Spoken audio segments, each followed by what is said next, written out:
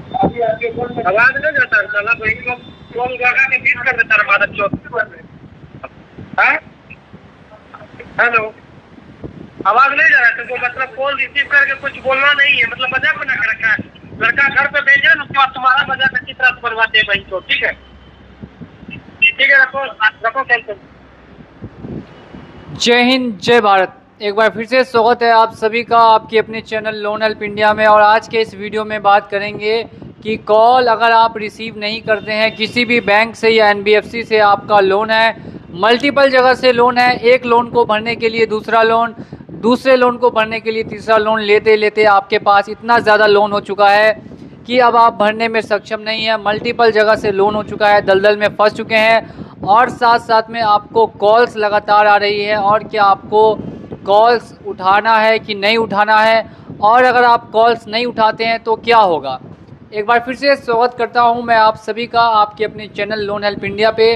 और अगर आपने अभी तक चैनल को सब्सक्राइब नहीं किया तो चैनल को सब्सक्राइब करके बेल आइकन को प्रेस कर दीजिए। सबसे पहले हम लोग यहाँ पे बात करते हैं कि अगर आप लोन का पेमेंट नहीं कर सकते तो क्या सिम बंद करना सही है या सिम बंद करना गलत है।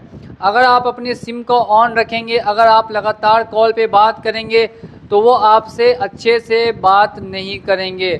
2-4 दिन स्टार्टिंग में आपको समझाएंगे और जब आप पैसा नहीं दे पाते हैं, कितना भी आप समझा लें, कोई भी कारण दे दें, कितनी भी आप मुसीबत में क्यों ना हो, लेकिन वो आपकी बात सुनने के लिए तैयार नहीं होंगे और आपके साथ 110% बदतमीजी ही करेंगे।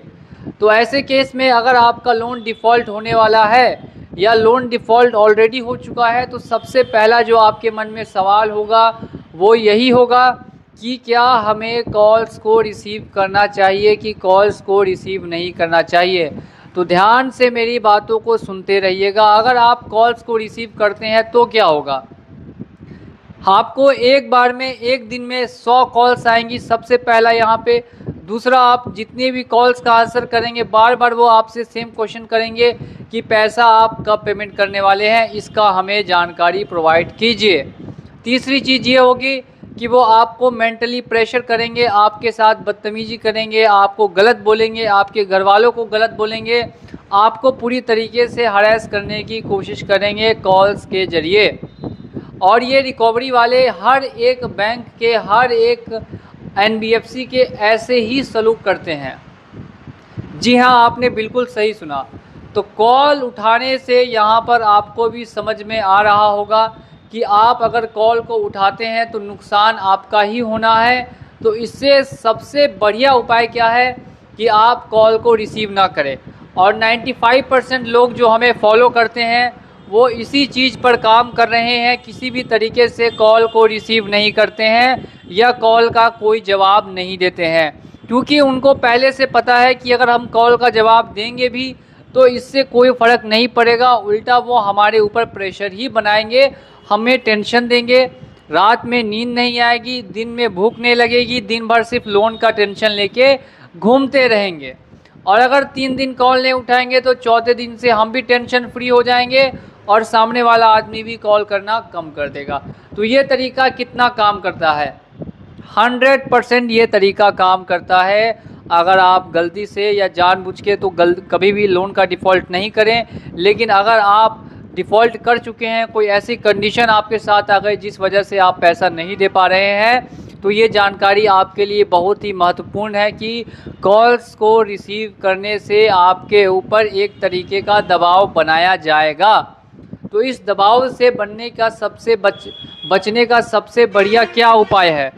तो दबाव से बचने का जो सबसे बढ़िया उपाय है वो सीधे सीधे आपके सामने है कि आपको कॉल्स को रिसीव नहीं करना है, कॉल्स का आंसर नहीं देना। क्या कॉल को नहीं रिसीव करने पे या आंसर नहीं देने पर कंपनी या बैंक आपके ऊपर केस कर सकती है? तो अगर आपने पर्सनल लोन लिया है और पर्सनल लोन लेकर आप डिफ़ॉल्ट कर रहे हैं तो बैंक या कंपनी कॉल ना उठाने को लेकर आपके ऊपर कभी भी FIR नहीं दर्ज करवा सकती है। ये सिर्फ आप लोगों का मिसकंसेप्शन है या कंपनी ने आपको डरा के रखा है कि वो आपके ऊपर केस कर देगी, लेकिन ऐसा कुछ भी नहीं होगा। तो सभी दोस्तों से मैं ये निवेदन करना चाहूँगा जो भी हमें फॉलो करते हैं कि आप कॉल्स का टेंशन बिल्कुल भी नहीं लें। अगर वो आपको कॉल्स करते हैं और वो हरेस करते हैं, आपको परेशान करते हैं कॉल करके, तो ऐसी कंडीशन में आप कॉल्स को उठाना हमेशा हमेशा के लिए बंद कर सकते हैं, और बंद करना ही 110% सही ऑप्शन भी रहेगा। और आपकी क्या राय है वो आप कमेंट सेक्शन में ज़रूर बताएंगे। और 30 दिनों के अंदर में आपको फ़र्क देखने के लिए मिलेगा कि क्या फ़र्क पड़ता है कॉल्स का। इन कॉल्स से आपके ऊपर जो दबाव बनेगा वो आप कैरी नहीं कर पाएंगे, क्योंकि हर कोई कैरी नहीं कर पाता। एक तरीके का ये मेंटल प्रेशर क्रिएट करते हैं कॉल्स करके। जैसा कि आप सुन सकते हैं, मैंने आपको स्टार्टिंग में ही एक ऑडियो सुनाया था रिकवरी एजेंट का। ये सिर्फ एक एग्जाम्पल है, ऐसे लाखों ऑडियो मेरे फ़ोन में रखे हुए हैं जिसमें रिकवरी वाले बहुत बदतमीज़ तरीके से घर वालों को और आपको और बाकी जो जिन्होंने भी लोन डिफ़ॉल्ट किया उनको क्या कुछ नहीं बोलते, चोर बोलते हैं, डकैत बोलते हैं और भी बहुत सारी चीज़ें बोलते हैं। लेकिन आपको इस समय जवाब ना देकर आपको शांति से कॉल को रख देना है और इन सभी चीज़ों को भूलकर अपने काम में व्यस्त हो जाना है। ज़्यादा से ज़्यादा कोशिश कीजिए कि आप अपने कामों में व्यस्त होकर और अपने कामों को अंजाम दीजिए, और जैसे ही पैसा आपके पास आए आप इनका लोन हमेशा हमेशा के लिए क्लोज़ करने की कोशिश कीजिए।